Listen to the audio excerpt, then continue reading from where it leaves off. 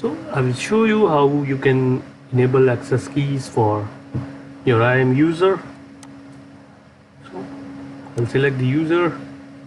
Under the security credentials, there is an option to create access keys. Create access keys. It asks you to download CSV file. So basically this is my access key ID and access key secret key. You can download the CSV file and keep it in a secure place. So next time when you access CLI, when you access AWS using CLI or SDK, you will need this access key. I'll show you how you can access this AWS using CLI in a minute.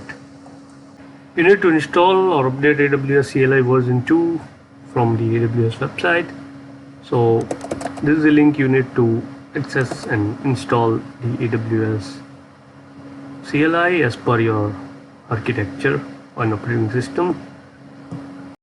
Once you have AWS CLI installed on your Windows machine, you need to open up command prompt and type